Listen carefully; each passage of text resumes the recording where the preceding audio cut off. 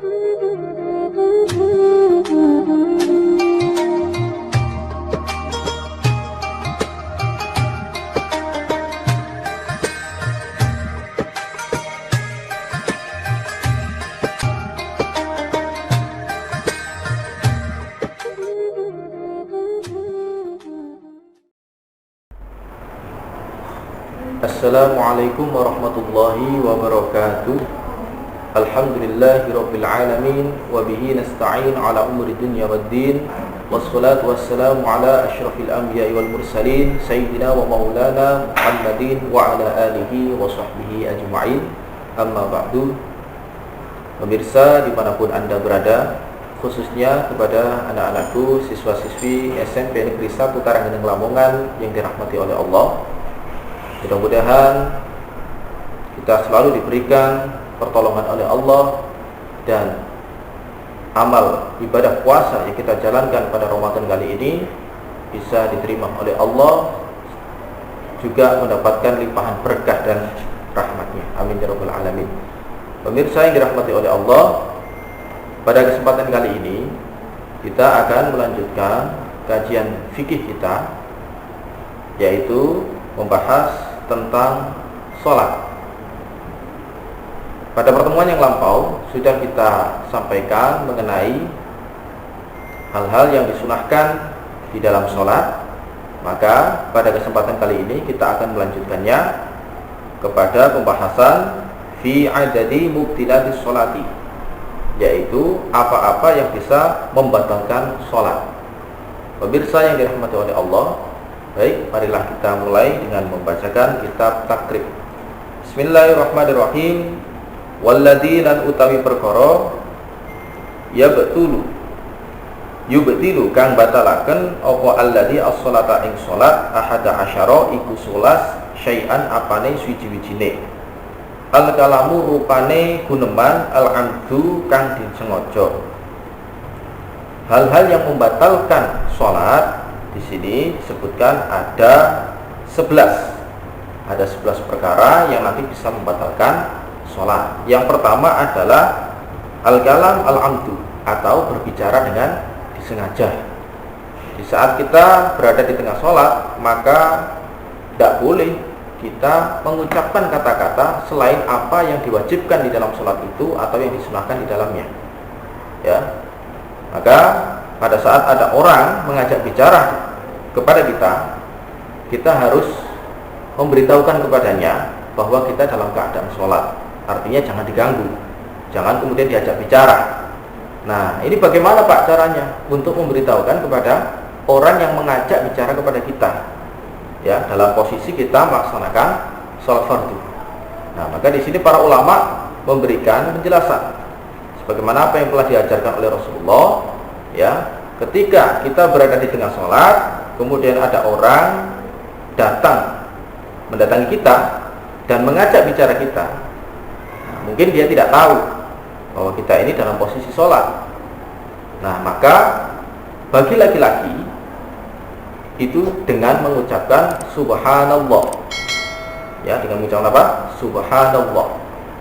Nah, ini dengan suara yang keras biar orang itu mengerti dirinya dalam posisi sholat. Dan ketika membaca subhanallah ini tidak hanya serta-merta untuk memberitahukan, melainkan juga ada niat untuk berzikir. Jadi ada dua niat, ya. Yang pertama adalah niat untuk mengingatkan, yang kedua adalah niat berzikir. Kalau hanya niat mengingatkan saja, nah ini nanti bisa membatalkan sholat kita, ya. Itu bagi laki-laki. Untuk yang perempuan adalah dengan cara menepukkan telapak tangannya seperti ini. Jadi telapak tangan yang kiri yang bagian dalam ini ditepukkan dengan telapak tangan yang bagian luar tangan kanan seperti ini. Ya, jadi biar orang itu tahu, oh berarti dia dalam posisi sholat. Seperti itu. Kalau sampai orang itu kemudian dia berbicara dan dia tahu tentang keharaman berbicara di tengah sholat, maka sholatnya pun batal.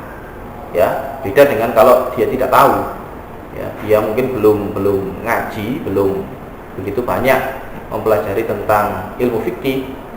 Nah, seandainya kemudian dia berbicara berbicara ya sedikit, berbicara sedikit, nah itu nanti tidak sampai membatalkan.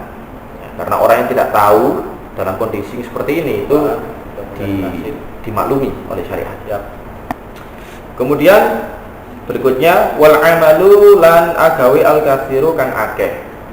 Yang membatalkan sholat yang kedua adalah berbuat yang banyak atau bergerak yang banyak.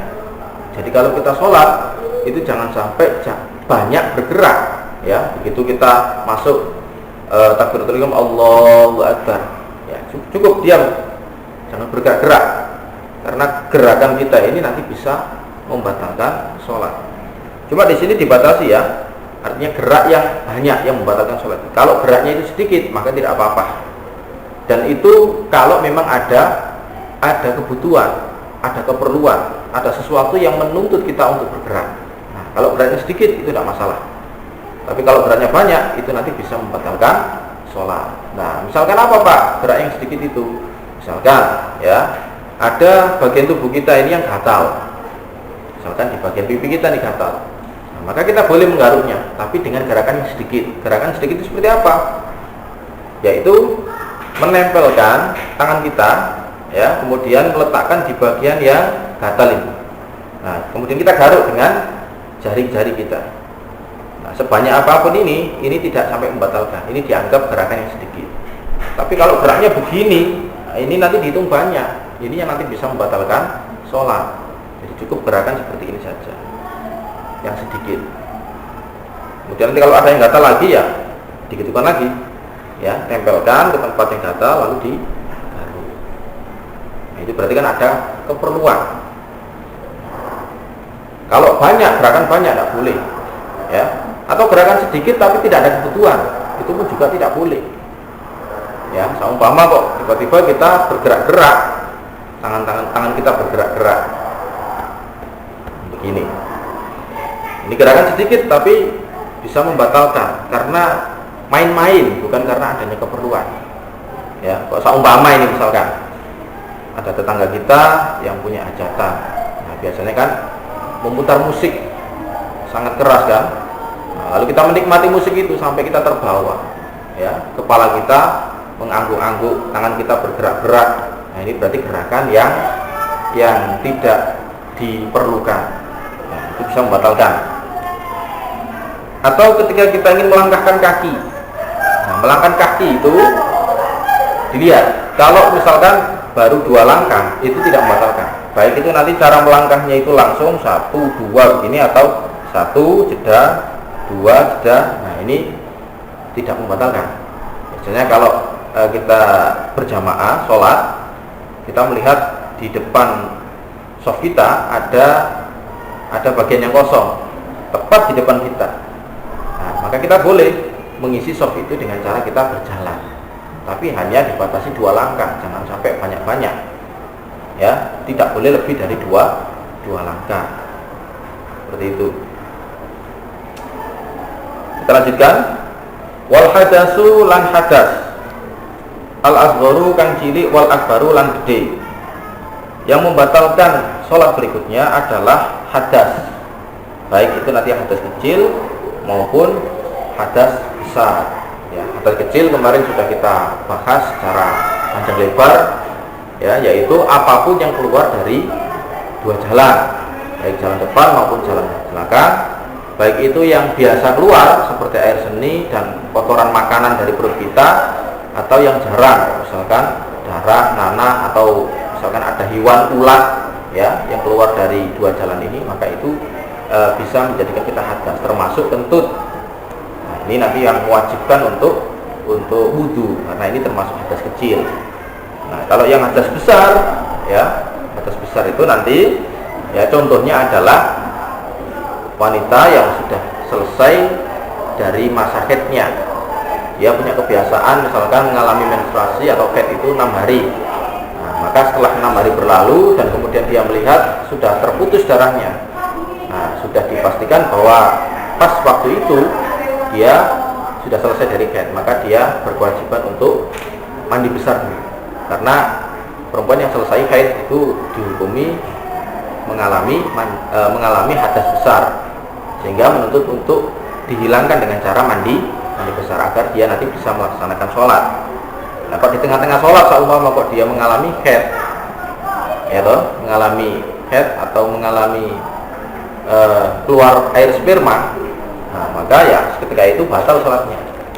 Atau di tengah sholat tiba-tiba kentut, ya, atau buang air besar karena mungkin sakit mencret, akhirnya sampai keluar kotoran dari duburnya.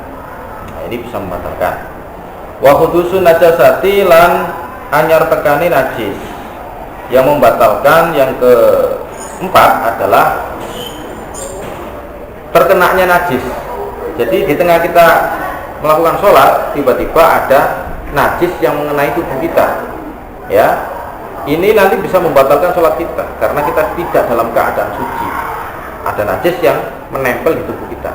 Akan tetapi ulama itu memberikan penjelasan lebih lanjut, manakala najis itu nanti ketika langsung kita buang, misalkan nih ada seekor cicak yang jatuh ke tubuh kita, cicak mati tepat mengenai baju kita, ya, langsung kita tepis, langsung kita hilangkan. Nah, maka itu tidak batal sholatnya, jadi tetap bisa dilanjutkan sholatnya. Berikutnya, wan kisyaful aurati lan kabukae aurat. Nah, yang kelima yang bisa membatalkan sholat adalah terbukanya aurat. Kita sudah pernah jelaskan bahwa aurat laki-laki adalah di antara pusar dan kedua lutut. Maka area tubuh yang antara pusar dan lutut sekaligus lututnya ini juga harus tertutupi. Untuk yang perempuan itu semua tubuhnya harus tertutup kecuali wajah dan dua telapak tangan. Manakala di tengah kita melakukan sholat fardu, tiba-tiba baju kita, penutup aurat kita ini terbuka, ya, karena mungkin kurang teliti, ini sarungnya ini kurang rapat, ya, kurang kencang. Begitu terhempas angin, bus, langsung terlepas itu sarungnya. Saumpama, ya. Nah, kelihatanlah auratnya. Ini kalau nanti tidak segera langsung dibenahi, ya, dibenahi dengan cara, ya, tentunya bergerak, ya. Tapi kalau bergerak untuk membenahi kan berarti kan ada keperluan. Artinya kan tidak sampai membatalkan. Nah, itu nanti tidak apa-apa, ya. Tiba-tiba ada angin nih misalkan, bus, langsung ketika itu, ya, ini ada seorang laki-laki pakai sarungnya ini kurang kencang. Nah, tiba-tiba sarungnya ini, ya, jatuh, akhirnya terlihat auratnya. Nah, spontan langsung dia tutup auratnya, ditutup, langsung diangkat sarungnya terus dibenahi. Nah, ini dia tetap bisa melanjutkan sholatnya. Jadi seperti itu, ya, itu inkisyaful aurat, terbukaannya aurat. Kemudian berikutnya watahhirun niyati lan owai niat. Ketika kita di tengah melaksanakan sholat fardu, maka tidak boleh di dalam hati kita berniat untuk keluar dari sholat. Jadi begitu kita menyatakan Allahu Akbar, saya berniat melaksanakan sholat fardu, misalkan kok zuhur, ya, itu nanti harus dituntaskan sampai selesai. Kalau sampai di dalam benak kita ada perasaan, nanti kalau saya dijemput sama teman saya, sudah sholat saya ini saya batalkan, saya langsung akan menemui teman saya. Nah, kalau sudah ada pikiran seperti itu, seketika itu sholat Anda batal, karena sudah berubah niat Anda itu. Jadi kalau sudah menyatakan masuk ke dalam sholat fardu, itu jangan dirubah niatnya, ya. Perubah niat itu nanti akan bisa mempengaruhi keabsahan sholat kita, ya. Ada HP kita berdering. Nah, kebetulan ada orang penting ini yang menghubungi kita. Nah, kemudian kita berpikir, wah, ini saya harus angkat ini. Setelah ini saya angkatlah. Nah, ini nggak boleh, ya, karena berubahnya niat yang awal tadi menyatakan masuk dalam sholat, lalu ingin keluar dari sholat. Keinginan saja ini belum keluar betulan, ya. Keinginan keluar saja itu sudah membatalkan sholat itu sendiri. Wastidbarul kiblati lan mungkuri kiblat. Yang membatalkan berikutnya adalah membelakangi kiblat. Di tengah sholat tiba-tiba kita ini tidak menghadap kiblat, ya, memalingkan diri ke arah selain kiblat. Ini bisa membatalkan juga ini, karena kan syarat untuk bisa mendapatkan keabsahan sholat itu kita juga harus menghadap ke arah kiblat, ya, membelakangi kiblat itu nggak boleh hukumnya, membatalkan sholat itu nanti. Kemudian wal aklu lan mangan wa syurbu lan ngombe kasiron kelawan akeh. Karena kang ono opo aklu asyarbu al makulu opo panganan wal masyurbu lan inuman au qalilan utawa segedi. Jadi pada saat kita sholat itu nggak boleh makan dan minum, baik sedikit maupun banyak. Nah kalau lupa gimana Pak? Ya kalau lupa itu ya sama dengan ketika kita puasa. Pada saat kita puasa dan kita lupa di tengah kita mengerjakan puasa, maka puasa kita tetap sah, bisa kita lanjutkan. Nah pada saat kita sholat itu juga demikian. Ternyata nih ada orang ya sholat habis makan tadi, sebelum sholat dia makan, lalu di sela-sela giginya ini masih terdapat sisa-sisa makanan. Di tengah sholat ini daripada nanti eman-eman ya, daripada dibuang, ditelan aja. Kalau dia sengaja maka hukumnya adalah batal. Tapi kalau tidak disengaja maka tidak membatalkan sholat. Tapi kalau gimana Pak? Kalau misalkan lupanya itu makannya itu banyak, ya, misalkan kalau dia sampai makan beberapa suap nasi di tengah sholat itu, nah maka di sini para ulama menyatakan bahwa orang yang seperti itu dihukumi batal sholatnya, karena memang sangat tidak mungkin ya, sulit sekali kemungkinannya orang di tengah sholat lalu dia lupa sampai kemudian makan dengan ukuran makanan yang banyak. Nah, maka itu membatalkan. Jadi tidak batalnya seseorang makan di tengah sholat itu manakala dia lupa dan kadar makanannya itu memang sedikit. Nah, kita lanjutkan. Wal kohkotu lan guyu laka-laka. Wa minhum man yu'abbiru anha bidhahki. Atau yang juga disebut dengan tertawa. Ya, jadi tertawa ini hukumnya adalah bisa membatalkan sholat yang kita kerjakan. Di tengah sholat kemudian kita membayangkan hal-hal yang lucu, pengalaman-pengalaman yang lucu, ya, lalu kemudian terbawa kita tertawa. Nah, ini bisa membatalkan sholat kita. Tapi kalau senyum gimana Pak? Cuma senyum toh, nah, begitu. Kalau senyum tidak apa-apa, ya, karena pergerakan bibir itu tidak dianggap. Artinya meskipun kita bergerak-gerak bibir kita, ini tidak dianggap sebagai gerakan yang banyak. Tapi kalau sampai tertawa, terbahak-bahak, terdengar suaranya, ya sudah dianggap tertawa lah. Beda kan tertawa dengan senyum itu. Nah, ini bisa membatalkan. Kemudian yang berikutnya, wariddatu lan murtad. Wa hiya lan utawi ridda qatul islami iku megot Islam, dikaulin kelawan ucapan au fi'lin utawa penggawean.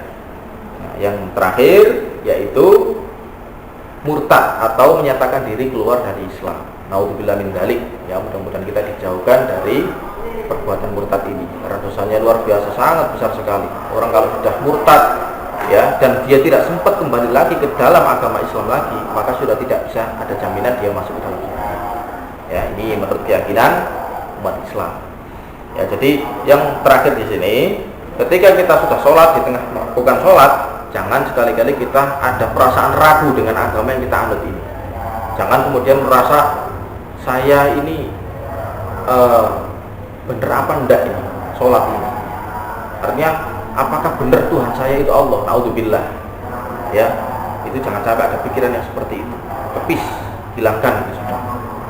Ya, karena itu adalah bisikan-bisikan setan yang bisa menjadikan diri kita ragu dengan keimanan kita sendiri.